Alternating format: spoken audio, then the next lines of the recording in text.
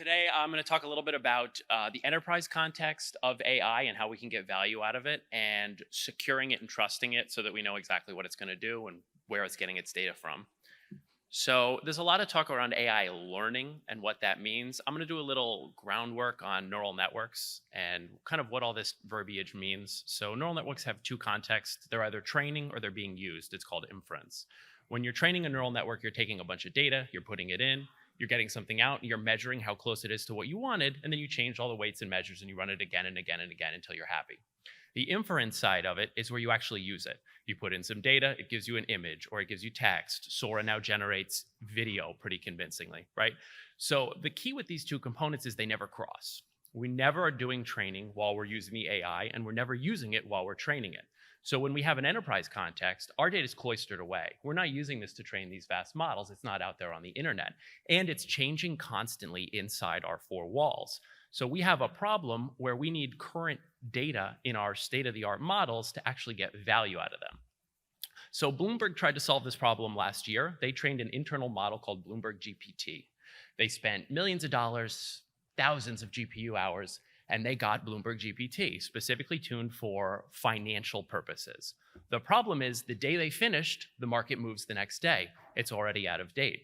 Also, it underperformed GPT 3.5 and 4 on normal tasks like NLP, but also on financial tasks specifically that it was trained for.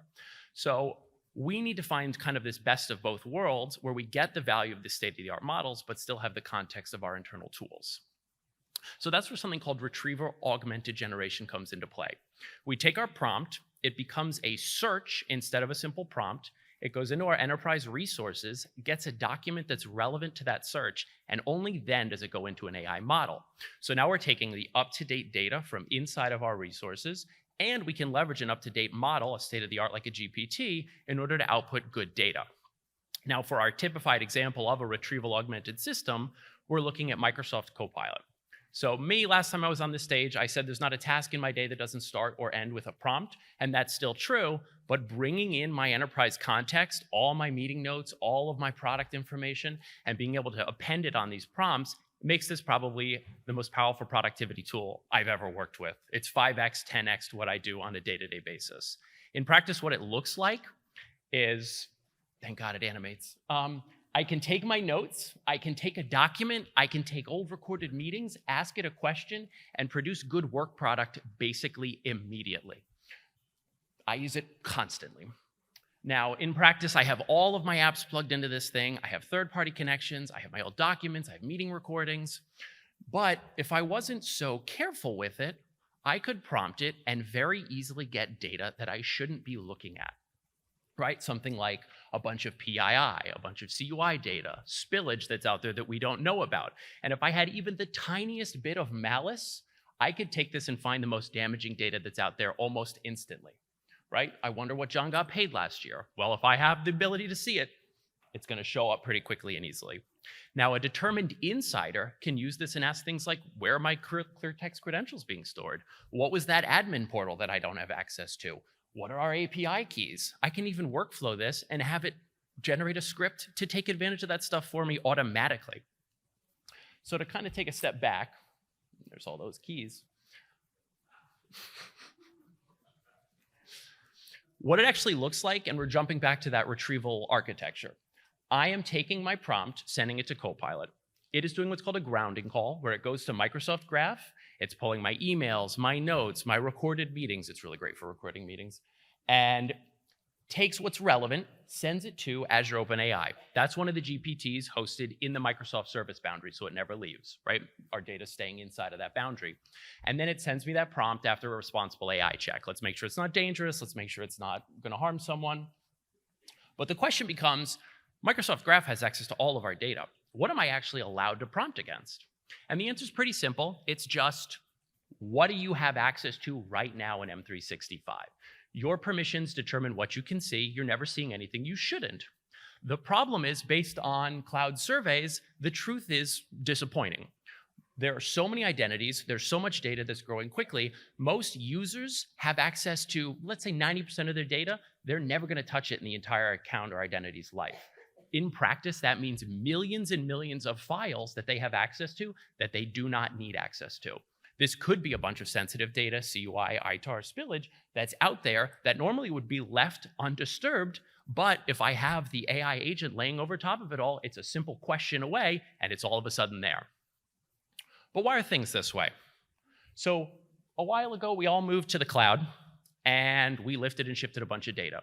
And we lifted and shifted 20 years of impacted permissions and overly permissive groups and global access. And now we have great collaboration tools laid on top of it. This slide deck passed between 4 people before it was finished. I shared it with all of them. There were links to every single one. Now we have this tangled web of shared links on top of overly permissive access. We also have a lot of data out there and a lot of different kinds that all needs to be treated differently based on what it is. We have labeling that we can do to this data, but it's often misaligned, it's often incorrect, or we have users manually doing it and they're accurate 50% of the time. So let's not stay doom and gloom here, right? There's a path forward. These tools are amazing. We want to get value out of them. We want to use them. I'm doing it right now. So first thing we got to do is we got to find out what is out there. We got to find it. We got to scan for it. We got to label it. We're not relying on end users to do things manually anymore. The AI data explosion is too fast. We got to find the places that end users have made make mistakes, and we also have to find that vast trove of historical data that we've lifted and shifted. We need to scan it and identify where it is sensitive and put the appropriate labels on it. The extract usage right is the metadata tag that keeps data from being seen by Copilot. So that's our safety right there. But just because something is labeled doesn't mean it's safe, and just because it's not labeled doesn't mean it's not critical or sensitive. So we also have to drive down to least privilege. If you don't have access to it, Copilot can't surface it in a prompt. So those permissions need to go away, or at least become as least privilege as we can get them. Finally, we need to take these shared links that have existed for all this time, and we basically need to drive down the unnecessary links to 0 and sundown ones that don't need to be used anymore. And lastly, this has been a 5x for me. An insider threat or a nation-state actor on our networks is going to be a 5x for them. They're going to be able to take advantage of things faster, quicker, and broader. So we need to track what's being used for. We need to alert on abuses and shut them down in real time. We're also going to have a lot of users generating way more data than ever. It's going to explode. We need to have a good track of what they're using it for, and we need to be able to automatically take responses against that. So to put a bow on it, right, this is typifying Copilot, but this is going to be true for the next 3 years, I think, of all these enterprise tools. They're all going to leverage retrieval augmentation in some way. There's no way to get around it. So what we need to do is make sure that we know what's out there. If we don't know what data is out there, we don't know what the risk is, we can't appropriately protect it. We need to drive down to least privilege so that when these prompts are done, they're safe. And we need to alert and stop abuses. That's all I got.